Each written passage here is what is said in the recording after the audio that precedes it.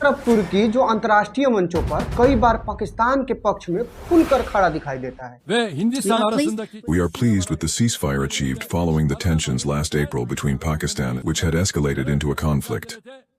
कश्मीर जैसे मुद्दों पर भारत की आलोचना करता हुआ दिखाई देता है और पाकिस्तान के साथ अपने रणनीतिक और रक्षा संबंधों को लगातार मजबूत करता दिखाई देता है। दूसरी तरफ भारत, जिसने हर बार साफ कहा है कि कश्मीर उसका आंतरिक मामला है और किसी तीसरे देश के हस्तक्षेप को वो कतई स्वीकार नहीं करेगा। जब भी भारत और तुर्की के रिश्तों की बात होती है तो अक्सर मतभेद की चर्चा हमेशा होते रहती है।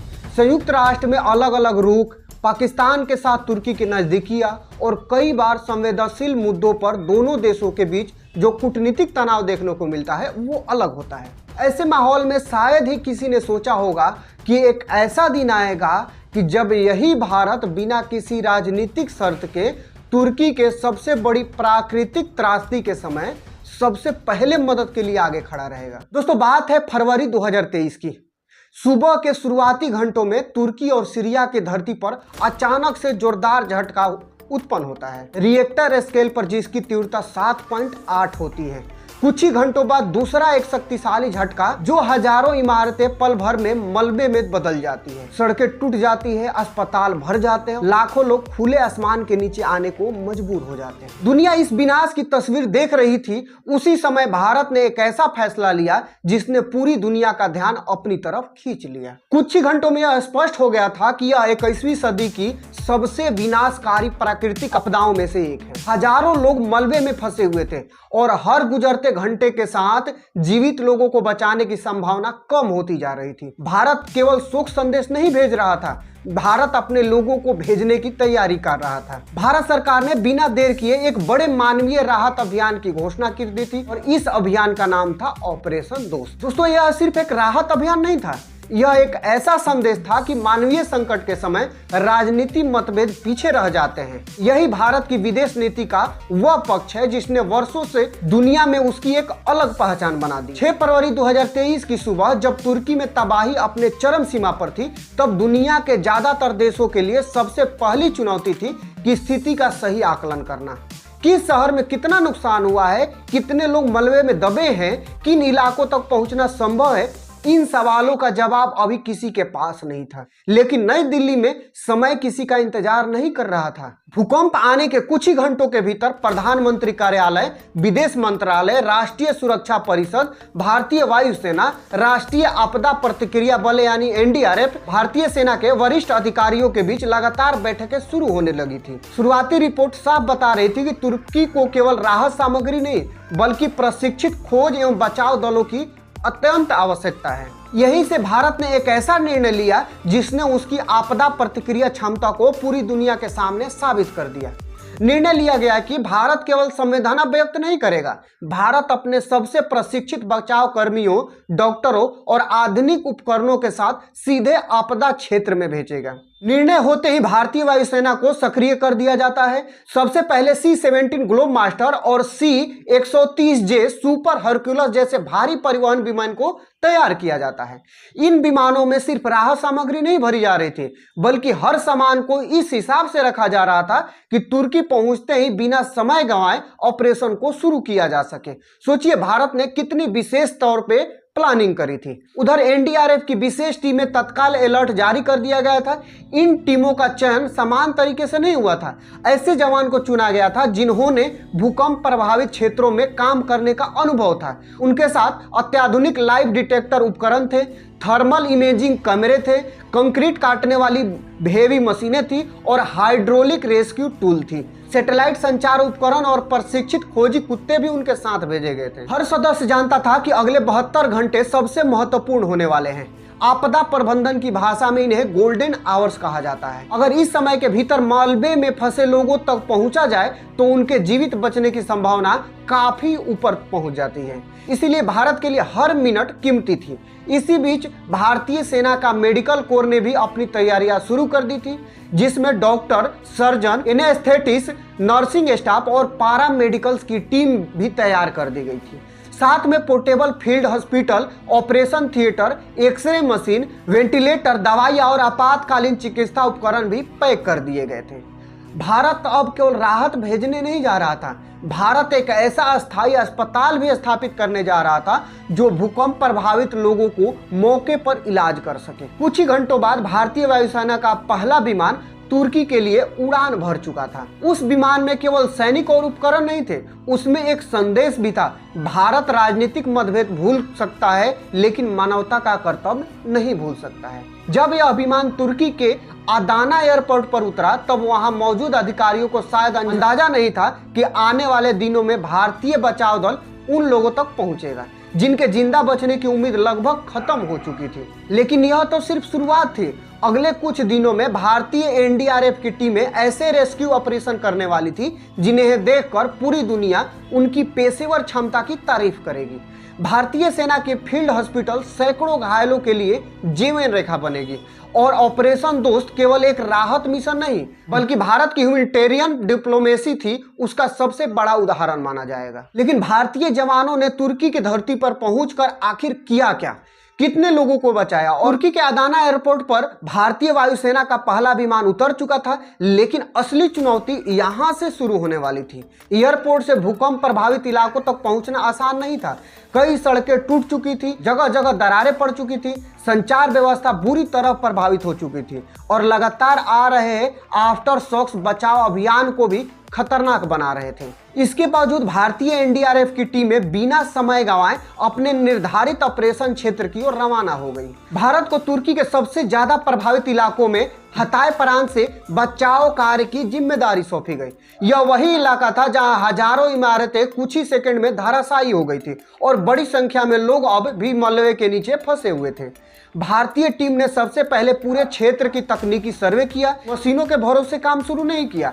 हर इमारत का ढांचा, उसके गिरने का तरीका और अंदर लोगों के जीवित रहने की संभावना को अलग अलग तरह से आकलन किया। इसके बाद अत्याधुनिक live detector, radar, thermal imaging कैमरे और ध्वनि पहचानने वाले उपकरणों की मदद से मलबे के भीतर जीवन के संकेत को खोजे जाने लगे। भारतीय टीम के साथ आए प्रशिक्षित खोजी कुत्ते ने भी इस अभियान में महत्वपूर्ण भूमिका निभाई थी। जहां मशीनें कोई स्पष्ट संकेत नहीं दे पा रहा था, वहां ये कुत्ते संभावित स्थलों की पहचान कर रहे थे। कई बार ऐसा होता कि घंटों तक कोई आवाज नहीं आती थी, फिर अचानक मलबे के भीतर से बहुत हल्की दस्तक सुनाई देती थी। यहीं से समय के खिलाफ एक नई लड़ाई शुरू हो गई थी।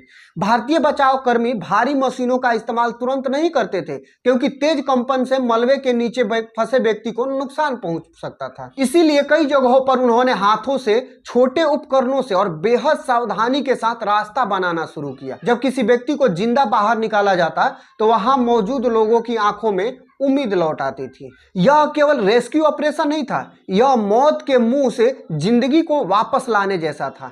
इस दौरान भारतीय सेना की मेडिकल टीम ने भी अपना काम शुरू कर दिया था। कुछ ही समय में एक अस्थायी फील्ड हॉस्पिटल स्थापित कर दिया गया था जहां आपातकालीन सर्जरी, एक्सरे, आईसीयू जैसी सुविधाएं पूरी तरह से उपलब्ध कर दी गई थी। भूकंप में घायल हुए सैकड़ों लोगों का इलाज यही किया गया। बच्चों, बुजुर्गों और गंभीर रूप से घायल लोगों को प्राथमिकता दी गई। जिन मरीजों को तुरंत ऑपरेशन की जरूरत थी उनका इलाज मौके पर ही कर दिया गया। भारत केवल लोगों को मलबे से बाहर नहीं निकाल रहा था, भारत उनकी जिंदगी को वापस लौटाने की कोशिश कर रहा था। ऑपरेशन दोस्त के दौरान भारतीय टीमों ने 24 घंटे काम किया। दिन और रात का अंतर लगभग खत्म हो चुका था। कड़ाके की ठंड थी, लगातार आफ्टर शॉक्स और थकान के बावजूद भी अभियान नहीं रुका था।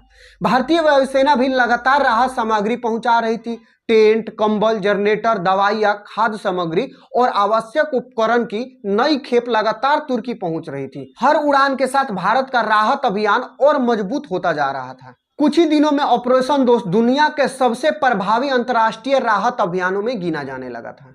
अंतर्राष्ट्रीय मीडिया ने भारत बचाव दलों की तेज प्रतिक्रिया, पेशेवर प्रशिक्षण और आधुनिक उपकरणों की सराहना की। कई विदेशी विशेषज्ञ ने कहा कि भारत ने यह साबित कर दिया कि यह केवल अपने नागरिकों की ही नहीं बल्कि वैश्विक मानवीय संकटों में भी तेजी और प्रभावी प्रतिक्रिया देने में सक्षम है। लेकिन इस पूरी कहानी का सबसे बड़ा सवाल अभी भी बाकी था।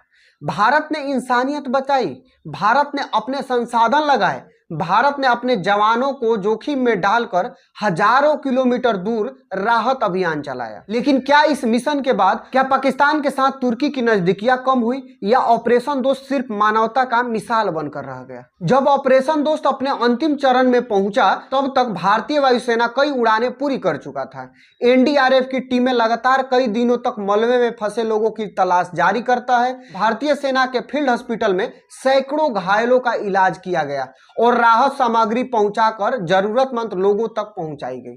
भारत ने यह सब ऐसे देश के लिए किया जिसके साथ उसका राजनीतिक संबंध बहुत ही खराब चल रहे थे। यहीं से एक नई बहस शुरू हुई कि क्या इस मानवीय मदद के बाद भी तुर्की भारत के प्रति रवैया बदलेगा?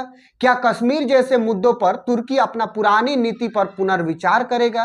क्या पाकिस्तान के साथ उनके रिश्तों में कोई बदलाव आएगा? इन सवालों के जवाब जानने के लिए अगले कुछ महीनों पर नजर डालना जरूरी था। ऑपरेशन दोस्त के दौरान तुर्की सरकार ने भारत की सहायता के लिए सार्वजनिक रूप से धन्यवाद दिया। तुर्की के अधिकारियों ने भारतीय बचाव दलों के काम की सराहना की। स्थानीय लोगों ने भी भारतीय जवानों और डॉक्टरों के प्रति आभार व्यक्त किया। सोशल मीडिया पर भारतीय एनडीआरएफ और भारतीय सेना की तस्वीरें दुनिया भर में साझा की गई। लेकिन जब बात विदेश नीति की आई तो वो तस्वीर कुछ और ही कहानी बता रही थी। भूकंप के बाद भी तुर्की पाकिस्तान के साथ रणनीतिक साझेदारी जारी रहा। दोनों देशों के बीच जो रक्षा सहयोग था वो चलता रहा और कश्मीर जैसे मुद्दों पर तुर्की अपना आधिकारिक रुख कभी नहीं बदला। यानी ऑपरेशन दोस्त ने इंसानों की जान बचाई लेकिन देशों की राजनीति को तुरंत नहीं बदल पाया। यही भारत की विदेश नीति का सबसे महत्वपूर्ण सिद्धांत दिखाई देता है। भारत ने यह अभियान इसलिए नहीं चलाया था कि बदले में कोई राजनीतिक समर्थन मिल जाए। भारत ने यह अभियान इसलिए नहीं चलाया कि तुर्की संयुक्त राष्ट्र में अपना रुख बदल लेगा। भारत ने यह अभियान इसलिए चलाया क्योंकि प्राकृतिक आपदा में मरने वाला इंसान पहले इंसान होता है, किसी देश की राजनीति का प्रतिनिधि नहीं। यही सोच भारत को दुनिया के कई देशों से अलग बनाता है कि भारत संकट के समय केवल अपने नागरिकों तक सीमित नहीं रखता है, जहां संभव हो वहां मानवता की रक्षा करता है और अपनी जिम्मेदारी को भी मानता है। इसी कारण आज भारत को केवल एक उभरती हुई आर्थिक या सैन्य शक्ति नहीं बल्कि एक नेट सिक्योरिटी प्रोवाइडर और फर्स्ट रिस्पॉन्डर के रूप में भी देखा जाने लगा है। हिंद महासागर के क्षेत्र से लेकर पश्चिम एशिया तक जब भी किसी बड़े संकट की स्थिति बनती है तो भारत उन शुरुआती देशों में शामिल होता है जो राहत और बचाव के लिए सबसे पहले आता है। ऑपरेशन दोस्त ने एक और बात साबित किया कि कूटनीति केवल भाषणों और समझौतों से नहीं चलती है। कई बार एक राहत विमान, एक डॉक्टर, एक एनडीआरएफ का जवान या मलबे से जिंदा निकला गया एक बच्चा किसी भी राजनीतिक बयान से कहीं ज्यादा प्रभाव छोड़ जाता है। हो सकता है कि तुर्की की नीतियां तुरंत न बदली हो सकता है कि पाकिस्तान के साथ उनके रिश्ते आज भी मौजूद हो, लेकिन जब 6 जनवरी 2023 की उस भयावह सुबह की इतिहास लिखा जाएगा तो उसमें यह जरूर दर्ज होगा कि जब लाखों लोगों की जिंदगियां और मौत के बीच संघर्ष कर रहे थे तब भारत ने यह नहीं पूछा कि सामने वाला दोस्त है या विरोधी। भारत ने सिर्फ इतना देखा कि सामने वाला एक इंसान है और इंसान का मदद करना इंसान की जिम्मेदारी होती है। और शायद यही ऑपरेशन दोस्त की सबसे बड़ी विरासत है। वसुधैव कुटुंबकम, पूरी पृथ्वी एक परिवार के जैसा है, इन सभी इंसान बराबर।